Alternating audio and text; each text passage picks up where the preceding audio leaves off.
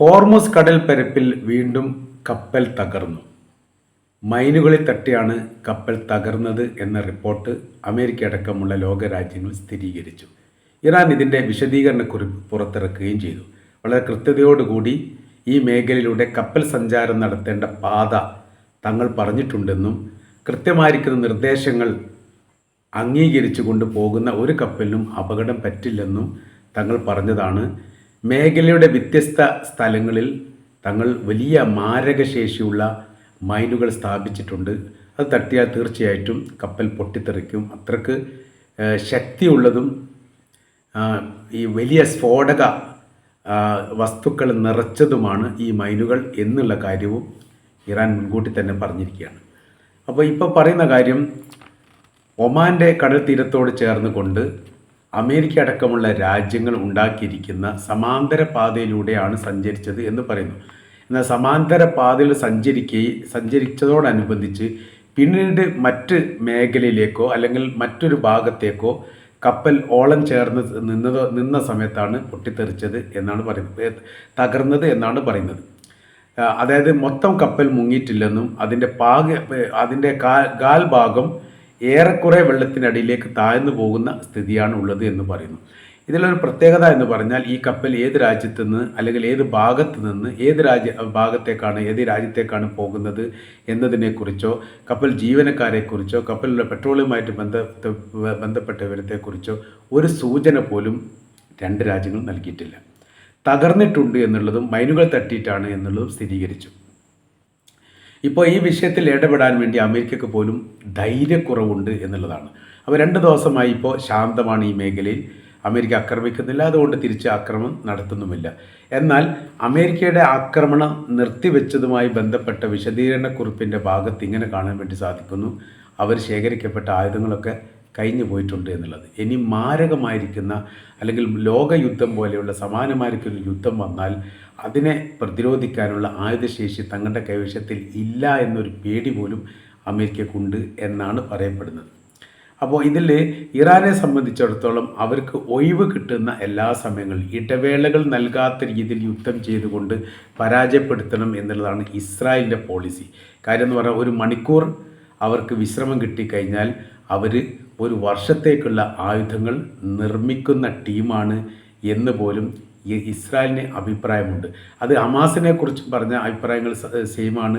മറ്റ് പ്രോക്സി വിഭാഗങ്ങളൊക്കെ അങ്ങനെ തന്നെയാണ്. വിശ്രമം അവർക്ക് കൊടുക്കാൻ പാടില്ല എന്നുള്ളതാണ്. ഇറാനിൽ നിരന്തരം ആയുധ നിർമ്മാണങ്ങൾ, അതേ മിസൈലാണ് ഇപ്പോൾ യുദ്ധത്തിൽ ഏറ്റവും ഈ പ്രധാനപ്പെട്ട യുദ്ധ സംവിധാനത്തിൽ നിർണായകമായിരിക്കുന്ന ആയുധം എന്ന് പറയുന്നത് മിസൈലാണ്. അത് ഇപ്പോഴും പ്രവർത്തനക്ഷമമാണ്. മാത്രമല്ല ഇഷ്ടംപോലെ മിസൈലുകൾ ഉണ്ടാവുകയും അത് ശേഖരിക്കുകയും അത് കൃത്യതയോടുകൂടി സൂക്ഷിക്കുകയും ചെയ്യുന്നുണ്ട്. അത് കണ്ടെത്തുന്ന കാര്യത്തിലാണ് അമേരിക്ക പരാജയപ്പെടുന്നത്, ഇസ്രായേലും പരാജയപ്പെടുന്നത്. അതുകൊണ്ടാണ് ഈ യുദ്ധ പരാജയം എന്ന പരാമർശം തന്നെ അവിടെ ഉണ്ടാവാനുള്ള പ്രധാനമായിരിക്കുന്ന കാരണം ഇതാണ് എന്ന് ചുരുക്കം. അപ്പോൾ മൈനുകൾ തങ്ങൾ സ്വന്തം നിലക്ക് ഒഴിവാക്കും എന്ന് അമേരിക്ക പറഞ്ഞിരുന്നു. അങ്ങനെ ഒഴിവാക്കാൻ പറ്റിയ ഒരു മൈനുകൾ പോലും തങ്ങൾ സ്ഥാപിച്ചിട്ടില്ല എന്ന് ഇറാനിന് മറുപടിയും പറഞ്ഞു. തങ്ങൾ അവിടെ സ്ഥാപിക്കപ്പെട്ടത് തങ്ങളുടെ നിയന്ത്രണത്തിലാണെന്നുള്ളതും അത് അമേരിക്കക്ക് ഒഴിവാക്കാൻ വേണ്ടി സാധിക്കുകയില്ല. ഒരു ശ്രമം നടത്തിയിരുന്നു. ആ ശ്രമം നടത്തിയ കപ്പൽ നേരെ ഇറാൻ വെടിവെച്ചു. അതോടുകൂടി സംഘർഷാവസ്ഥ ഉണ്ടായി. ഇറാനിൽ ബോംബിടുന്ന് ഭീഷണിപ്പെടുത്തി അവരുടെ അതിർത്തി കേന്ദ്രീകരിച്ചു കൊണ്ടുള്ള സീപോർട്ടിൻ്റെ ഒരു ഭാഗത്ത് ബോംബ് സ്ഫോടനം നടത്തി. അതിന് തിരിച്ചടിയായിട്ട് അമേരിക്കയുടെ കപ്പലിനെ ഇറാൻ നേരിട്ട് ആക്രമിച്ചു. അതോടുകൂടി ആ ഭാഗത്ത് ആ ദൗത്യത്തിൽ നിന്ന് പിന്മാറാൻ വേണ്ടിയിട്ട് അമേരിക്ക തീരുമാനിച്ചു. പിന്നീട് കുരുട്ടായിരിക്കുന്ന 2-3 പ്രയോഗങ്ങൾ നടത്തി. അത് ഈ കഴിഞ്ഞ മാസം 8-ാം തീയതിയാണ്. 8-ാം തീയതി ഹോർമുസിൻ്റെ സമാന്തര പാതയിലൂടെ സൗദി അറേബ്യയുടെയും ഖത്തറിൻ്റെയും എണ്ണ വഹിച്ചു കൊണ്ടുള്ള കപ്പൽ, 3 കപ്പലുണ്ട്. ഒരു കപ്പലിൻ്റെ പേര് പോലും പുറത്തു വന്നിട്ടില്ല. ഈ കപ്പൽ സഞ്ചാരം നടത്താൻ വേണ്ടി സുരക്ഷിതം ഒരുക്കുമെന്ന് പറഞ്ഞു. എന്തെങ്കിലും പ്രശ്നങ്ങളുണ്ടായാലും നഷ്ടപരിഹാരം നൽകുമെന്ന് പറഞ്ഞു. ഏതാണെങ്കിലും ഭീഷണിപ്പെടുത്തിയിട്ടോ അതല്ലെങ്കിൽ സമ്മർദ്ദത്തിലാക്കിയിട്ടോ ഖത്തർ സൗദി അറേബ്യ അതിൽ പെട്ടു. ഈ മേഖലയിലൂടെ സഞ്ചാരം നടത്തി. ഇറാൻ എന്ത് ചെയ്തു? മിസൈൽ ആക്രമണം നടത്തിയിട്ട് ഒരു കപ്പൽ ഏറെക്കുറെ മുങ്ങിപ്പോയി എന്നും പറയുന്നുണ്ട്. എന്നാൽ വലിയ തകർച്ച ഉണ്ടായിട്ടുണ്ട് എന്നുള്ളതാണ്. അത് സൗദി അറേബ്യയുടെ കപ്പലിനാണ്. ഈ ഖത്തറിൻ്റെ കപ്പലിനും വലിയ നാശനഷ്ടങ്ങൾ ഉണ്ടായിട്ടുണ്ടെങ്കിൽ പോലും അത് മുങ്ങിയിട്ടില്ല, തിരിച്ചു പോകാൻ വേണ്ടി സാധിച്ചു എന്നും പറഞ്ഞിട്ടുണ്ട്. മൂന്നാമതൊരു കപ്പലിനെ കുറിച്ച് ഒരു അഡ്രസ്സും ഇല്ല.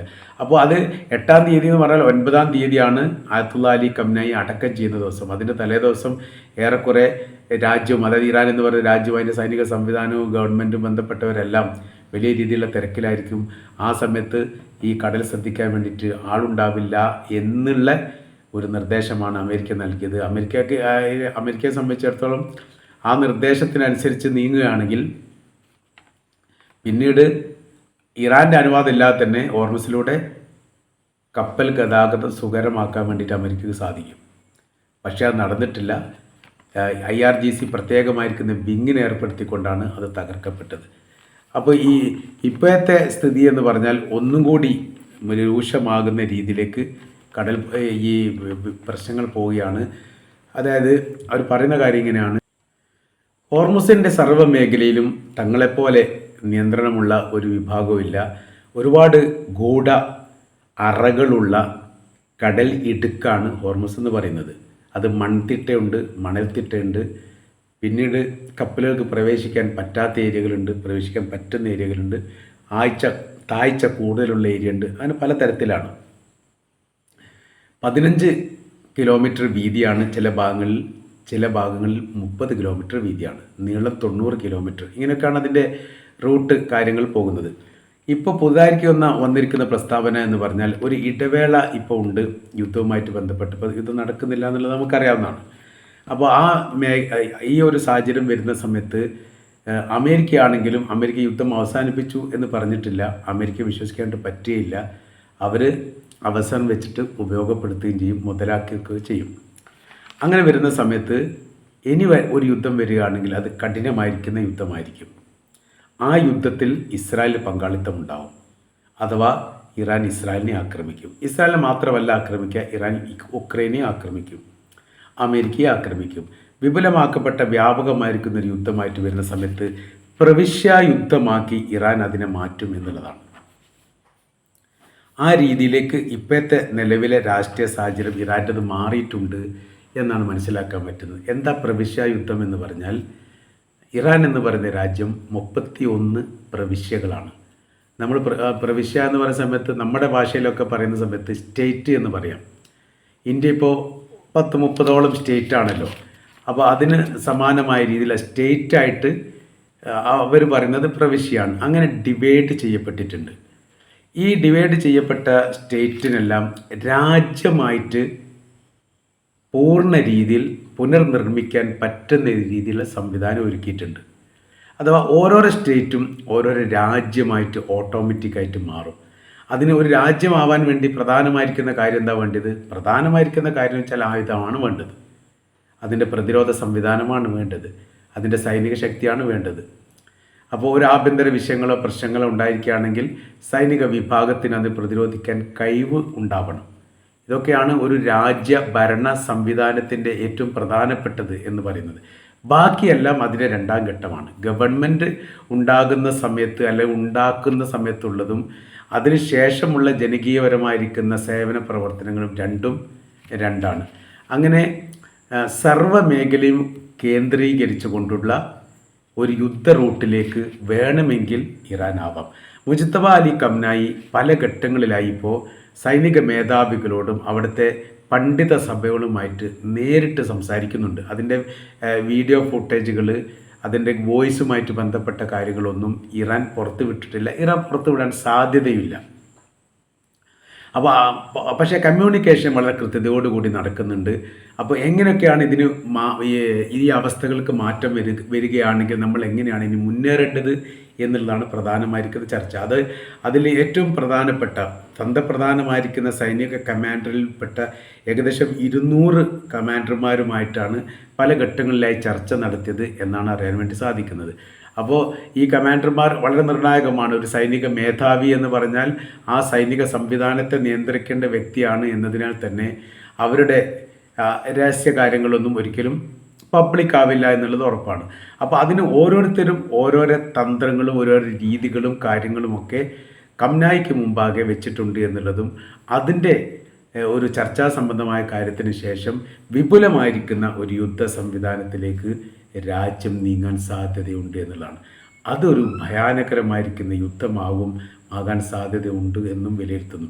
അതിൽ അവർ മാത്രമല്ല, പ്രവിശ്യ വിഭാഗത്തിൽപ്പെട്ട ഹൂത്തികളാണെങ്കിലും ലെബനാൻ ഹിസ്ബുള്ള ഗ്രൂപ്പാണെങ്കിലും ഇറാഖിലെ മിലീഷ്യ ഗ്രൂപ്പാണെങ്കിലും മറ്റ് എല്ലാ വിഭാഗങ്ങളും ചേർന്നുകൊണ്ട് സംയുക്തമായ രീതിയിലുള്ള ഒരു മുന്നേറ്റമാണ് സൃഷ്ടിക്കുക എന്നത് കൂടിയാണ് മനസ്സിലാക്കാൻ വേണ്ടി പറ്റുന്നത്. ഏതായിരുന്നാലും അതിനുള്ള എല്ലാ സംവിധാന കാര്യങ്ങളും ഇറാൻ ഒരുക്കിയിട്ടുണ്ട് എന്ന് തീർച്ചയായിട്ടും നമ്മൾക്ക് വായിച്ചെടുക്കാൻ വേണ്ടിയിട്ട് സാധിക്കുന്നതാണ്.